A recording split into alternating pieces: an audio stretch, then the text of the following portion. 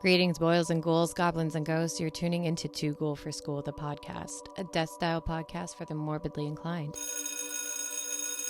Class is in session. I'm your ghoulish hostess, Jocelyn Wen, aka Glamour Ghoul Beauty School. I'm an actress, I have my BA in psychology, and I'm a purveyor of all things dark and spooky. This week's episode is going to be a little on the shorter side since it is Halloween week, and we all have busy, spook-filled weekends ahead.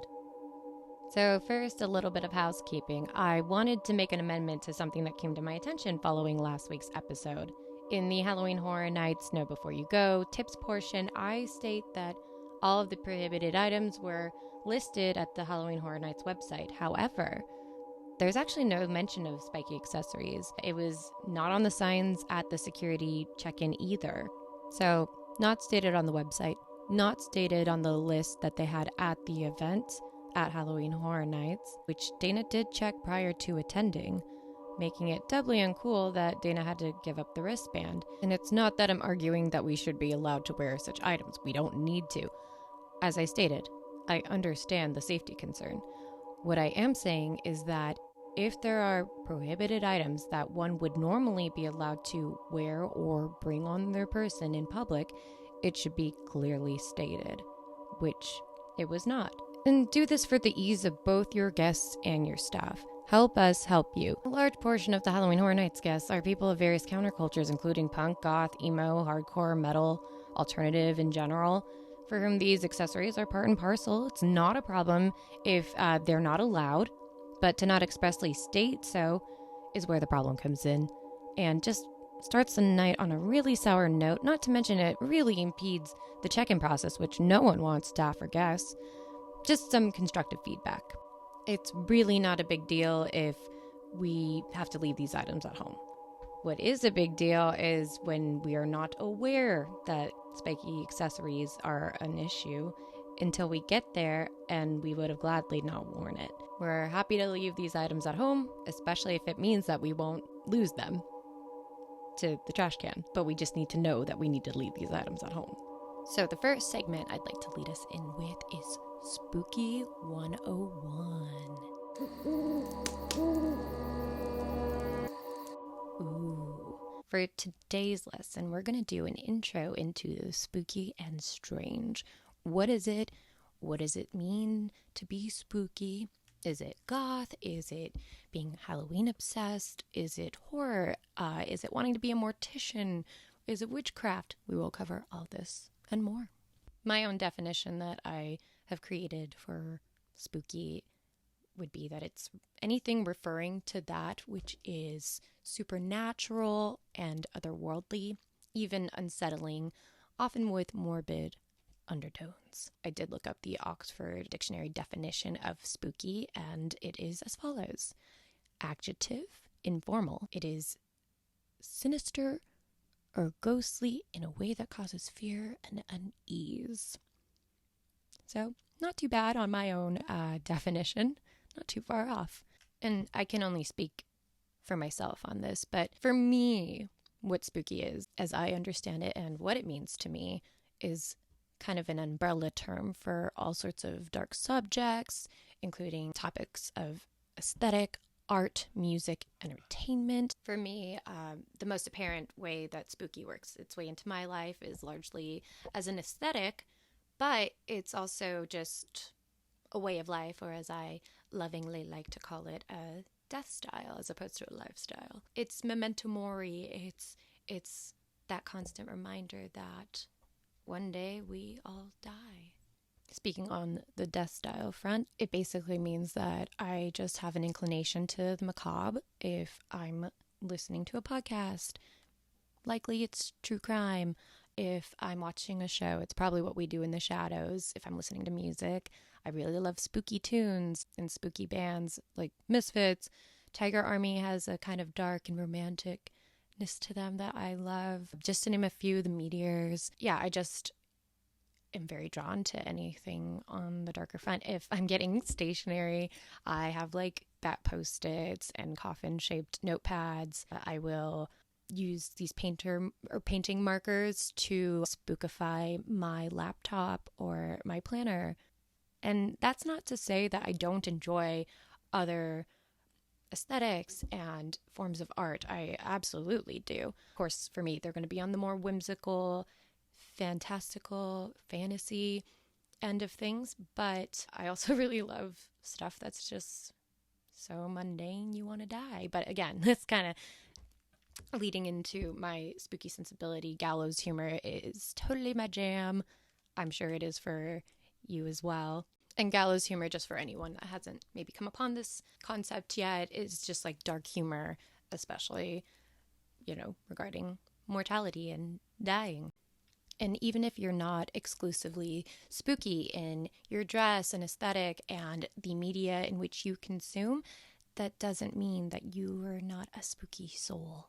If you love pumpkins and goblins and witches and that which is strange and otherworldly, you are in the right place. You definitely belong in the Too Ghoul for School, the podcast circle. Now, when it comes to the aesthetic and whether it's house decor or clothing and the way I style myself, I do make a distinction between spooky and Halloween.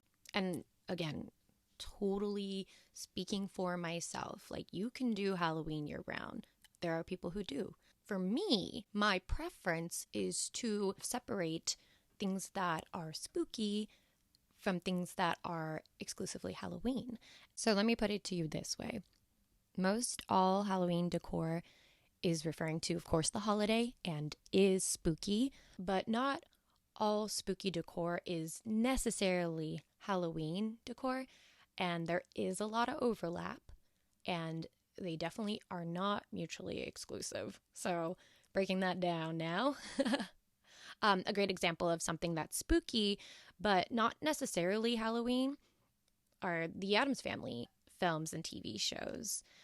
Can you watch it at spooky season? Absolutely, please do. But there's certain movies kind of like Hocus Pocus where I will really reserve that for September, October.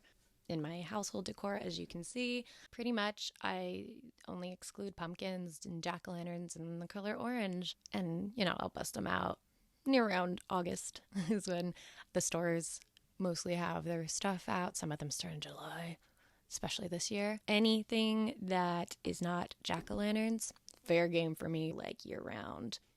In the background, I have like my skull with a raven on it. I have a little haunted house, Bride of Frankenstein, and then I have like my coffin shelf, which I really love. And I got little potions and spells that I've done. Yes, I do practice witchcraft. I'll get into that, but that's for another episode. My vampire candle, which is a little hard to see, but she's right there. I just love it. And this is static decor for me. And I am definitely one of those people who takes full advantage of this time of year when finally the stores have home goods that align with my tastes. And this really is just me compartmentalizing in a way that allows me to justify using decor that most would only use in the fall year round. And this makes the Halloween spooky season still feel like the super special time of year that it is. And don't get me wrong, I'm not saying I'm the authority or anything close to an authority of what is or isn't spooky. I'm just a living dead girl on a journey to celebrate life through death. A fellow enthusiast of the macabre and creepy, like I suspect you are if you're listening to this. So, Spooky 101 in summary. No, you do not have to be goth to be spooky. You do not have to practice witchcraft. You don't have to want to do death sciences, which is what morticians learn in practice. I do happen to identify as a goth, and I do practice witchcraft. But you do not have to be these things to be a spooky person. Spooky, as I understand it, is an inclination. It's a mindset. I personally do consider myself to be spooky and a goth, and I practice witchcraft. And there was one point where in a fleeting moment, I thought I'd like the idea of running a funeral home because I like planning spooky events. And that is like the ultimate spooky event. But I realized all the undertaking and dealing with actual corpses and stuff. I was like, nah, I'm good. I'm actually quite squeamish, even though I love like spooky and macabre things. And I scare easy. I'm like, if you've ever seen the beginning of Vampira, where she comes down the corridor, mysterious and kind of luring you in, and she looks kind of like creepy herself, and then all of a sudden she like screams, and I feel like I can identify with that. Yeah, I'm I guess what they call a hypersensitive person. I'm easily overwhelmed and overstimulated easily. I do pick up people's emotions pretty easily, pick up on them, that is, and I do have a very responsive startle reflex, I guess. I'm squeamish a bit, and I do get a little faint when I see I'm getting my blood drawn. I try not to look. I can't look. I will start wanting to pass out. We'll probably see for the segments I have on Halloween Horror Nights. I scare very easily as well. And sometimes my husband will like walk in the room and just be like, "Hey, Josie," because that's my nickname to like my close friends and family. And like, I'll be like, like, and he's just like, "I just said hi." And I'm like, "Sorry, I don't know, something about your presence." I don't know. That's me. Why I torture myself with all this dark and deranged shit, I don't know. Well, I do. We'll talk about it. Reasons why Halloween is the best holiday. 1. You are not obligated to visit your relatives. 2. You are not obligated to get gifts for anyone. 3. People will give you candy for absolutely no other reason than Halloween. 4. It's the only day when it's socially acceptable to go out in public dressed like a penguin. That it is. Well, I hope you enjoyed this episode on what the heck even is spooky. I'd love to hear from you. Are you spooky year-round? Do you do Halloween year-round? Are you not into any of it, but you're just kind of curious and wanted to peek in? Let me know. On that note, that's all the time we have for this week's episode. Thanks for sitting for a spell, and like, share, comment, subscribe if you are so inclined. Stay spooky, boils and ghouls, goblins and ghosts. Happy Halloween. I try to incorporate some level of... Hi! I'm gonna fix my mic here. Stay spooky, boils and ghouls, goblins and ghosts.